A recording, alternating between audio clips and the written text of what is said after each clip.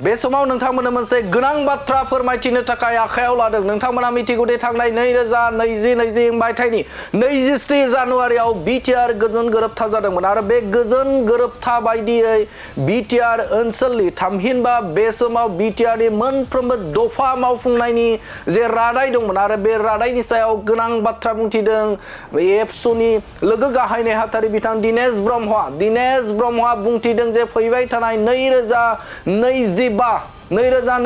इं मायथाइयावनो जे बिटिआर गोजोन गोरोबथानि मोनफ्रोमबो दफा मावफुंनायनि थाखाय गोख्रों नारसिननाया सोलिबाय दं होननानै बाथ्रा बुंथिदों बिथां एबसुनि लोगो गाहाय नेहाथारि बिथां दिनेश ब्रह्मआ बुंथिदों जे फैगौ 2025 इं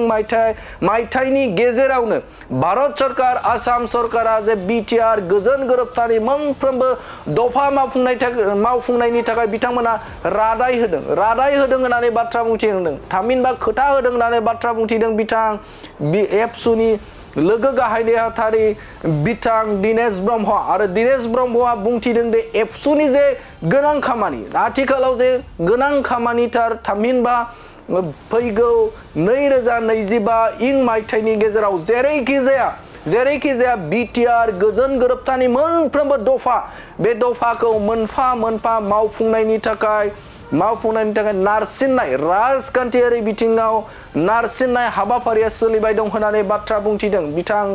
एबसुनि लोगो गाहाय नेहाथारि दिनेश ब्रह्मआ। नोंथांमोना मिथिगौ दि थांनाय 2020 मायथाइयाव बिटिआर गोजोन गोरोबथा जादोंमोन आरो बे गोजोन गोरोबथा बायदि माखासे दफाफोरा मावफुं जाबाय, नाथाय आद्रा माखासे दफा दङ आरो बे दफाखौ मावफुंनायनि थाखाय 2025 इं मायथाइनि गेजेराव जेरैखि जाया मावफुंनायनि थाखाय बे समाव नारसिननाय हाबाफारिया एबसुनिया सोलिबाय दं होननानै गोख्रों बाथ्रा बुंथिदों बिथां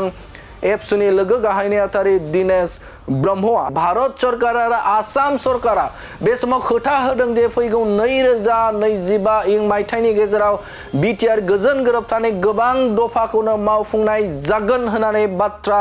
गोनां बाथ्रा बुंथिदों होननानै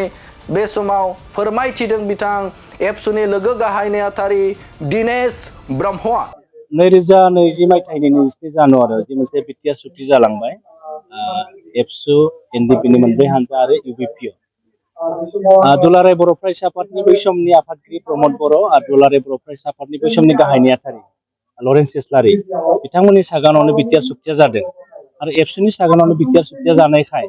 आथिखालनि दुलाराय बर' फरायसा आफादनि गोख्रों आफादगिरि दिपेन बर'नि दैदेननायाव आथिखालनि एबसुआ बिटिआरनि जिखिनि दफाया मावफुंजाबाय आरो जिखिनि दफाफोरा मावफुंजायाखै बेखौ जों 2025 मायथाइनि गेजेरावनो आबुङै मावफुंनो थाखाय जों दुलाराय बर' फरायसा आफादा जोङो केन्द्र सरकार जोङो सेन्ट्रेल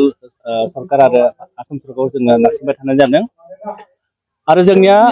जेब्लासिम बिटिआर सुक्तिनि दफाफोरा मावफुंजाया बै समसिम दुलाराय बर' फरायसा आफादा जोङो बेखौ मावफुंजोबनो थाखाय जोङो आसाम सरकार आरो भारत सरकारखौ जोङो नारसिनबाय थादों आरो भारत सरकार आरो आसाम सरकाराव जोङो बाथ्रा होदों 2025 मायथाइनि गेजेरावनो बिटिआर सुक्तिखौ मावफुंजोबना होनानै बिथांमोना जोंनो मोनसे खोथा होदों।